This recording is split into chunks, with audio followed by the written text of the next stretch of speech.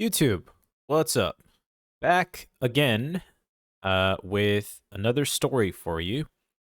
This one is from our No Sleep, and it is titled The King Under the Moon.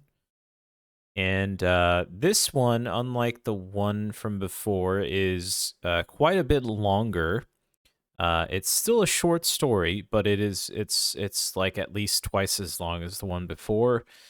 And it's how do I say this without sounding rude? It is basically better written. Yeah, it's better written than the one before.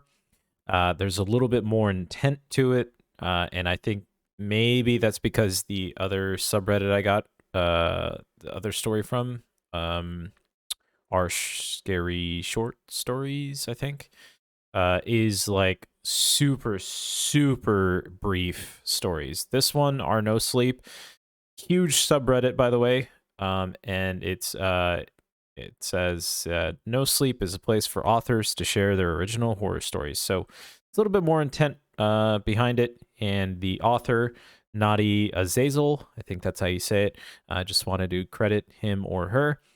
Um, and yep, let's go ahead and get into it. The King Under the Moon. I got lost in the forest once when I was 9 or 10. Deep woods, mind you, west of Indian Lake in northern New York. My folks had a place out in the sticks down the road from Old Forge. Gorgeous old house with huge swaths of green in every direction. I always listened to my dad when he would tell me, "Stay out of those damn woods, Sarah." Mostly 'cause I wasn't stupid, but also 'cause he wasn't a pleasant man. Not abusive per se, but awfully opinionated and pretty damn loud too. I wasn't entirely obedient, of course. What child is? I'd wandered 100 yards or so in any direction, but I had never gone so far as to no longer be able to see my home. The night I went missing, it wasn't anything supernatural or malevolent. I didn't sleepwalk into the green, and I wasn't plucked from my yard by a stranger. No, there wasn't anything that wanted me out there. You see, my house caught fire. My older brother Jeremiah fell asleep on the couch with a lit cigarette between his fingers, a rerun of CSI playing on the big screen. He didn't wake until the rug, the armchair, the curtains, and half his forearm were hot and bright. I don't remember much about the fire itself personally, other than the yelling. "Run, Sarah," Dad was screaming. "Get out of the house." I was hazy and tired, but I felt the heat the same as he did. I didn't hesitate. I did as commanded. I flew down the stairs and out the door in just PJs and socks. Each step tore me out of the languid complacency of sleep and further into the raw terror of waking life. The maw of hot death that roared behind me stung my back with its aura and spurred me onward. I kept running when I should have stopped, but I was not aware. The animal within me demanded distance, repressed doubt, and produced power. I flew through those woods like a damn demon was on my heels. I couldn't say how far I went. Honestly, I couldn't. Eventually, though, I did run out of steam, and I stumbled into the mud. The cold splash of coarse ground settled me some, and I slowly stilled my spastic breath. Without the wide eyes of abominable horror, the colorless but otherwise clear world I fled into was all but black. I knew immediately that I'd gone too far. I turned around, wiping the muck from my face, and I didn't even catch the faintest of glows. The inferno that was once my home was too far to see. I panicked and spun around to see if it was in any other direction, but darkness held every corner.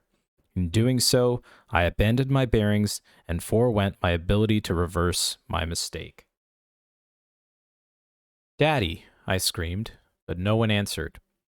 Had I the wisdom, or perhaps simply the common sense of an adult, I would have stayed in that spot. I would have waited until my dad or my brother or someone else came to find me. I was not an adult, though, obviously, and I figured nothing of the sort. I stood, a bit jarred from the swift ascent of hellish blaze to empty chill, and I walked. Hours, it must have been. Though, to be honest, I don't remember much besides crying and shivering, begging the air to stop eating my desperation and let my dad hear me calling.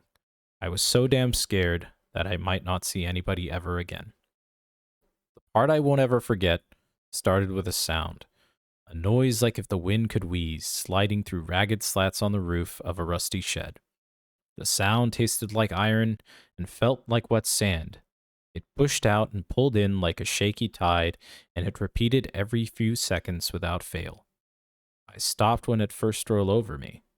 I had been a bit distant of spirit for a time, I believe. My thoughts were insubstantial, and all I cared for was the meaningless comfort of my own tiny embrace, rocking myself forward and back. The wheeze ripped me out of it. Despite my desperation for rescue, I understood without reason the deadly edge that floated alongside the noise, and I allowed my instincts to guide me. I skittered forward several yards, approaching an apparent shaft of moonlight, but I stopped at a tall stump just before I would have been illuminated. My next movement birthed courage in me, but my eyes would go on to insist only regret. After a long moment of indecision, I twisted just enough to peek around the knotty wood. There I saw a man. There I beheld a sin of creation. "Beautiful," he moaned, with a sophisticated, raspy voice, and then wept, overcome by an intensity that engulfed his very soul. My eyes widened as they drank in the moonlight that cascaded over him. He was tall and thin, but not freakish in either attribute, and his posture was unbowed and noble.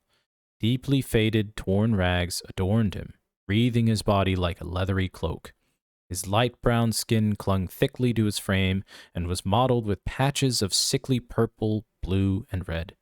He held his battered hands outward, soaking in the moonlight, and I saw blood dripping from the blackened tips of his nailless fingers. Finally, atop his ragged skull rested a flawless, but otherwise crude, iron crown. The man's back was to me, which might be why I still yet live. At that time, I stopped breathing as if to erase myself from the same world that hosted this creature before me. The metallic wheezing continued as the crowned man himself breathed freely. We both stood there without aim. He was enraptured by the rays of the moon on high, while I grew dizzy, ensorcelled by his unholy lunacy. "Oh," he began pleasurably. "Hello." I pissed myself. I didn't know who or what he addressed. In truth, I dared not consider it. He hadn't moved. Some force within me, some divine compass, directed me immediately away. I knew somehow that home, or perhaps just simple safety, was opposite the creature. Without turning, I slid away into the darkness with a new appreciation for the shroud it bestowed me. I dared not breathe until several dozen yards separated us, and further still until I allowed my eyes to release the place where I knew he still stood. I walked for the first few minutes, once again obeying the animal within, which insisted on silence. Afterwards, however, I don't think I've ever run faster. I ate up the forest with a ravenous terror that has never been equaled since. Exhaustion was a luxury that had been put down at that time, and no element of its ilk bothered me while I tore on. I kept it up until I smelled smoke, then a bit more until I saw the clearing. There were firemen and policemen shuffling about, some pointing lights into the woods, others sifting through debris. "Sarah," I heard Dad yelling into the woods. "Please, Sarah, it's Daddy." Never before was I so happy to hear him yelling my name. I about broke down with relief that I had escaped. I was safe. I was home. "It was beautiful, wasn't it, Sarah?" A sophisticated, raspy voice emanated from the space behind my ear, and all sound evaporated into smothering deafness. My instincts couldn't stop me fast enough. I spun around, and then I was gone. I awoke in my dad's arms later that morning. He was weeping like a heavy blanket over a warm but empty body. I opened my eyes to see him, but nothing jumped out to meet me. I thought it was dark at first, but that thought was rebuffed by the feeling of warmth that fell down on me from on high. I raised my weak hand to inspect myself, but he caught me and kept me from the wet holes that once held my curious eyes. I'm told that they were the calmest shade of silvery blue.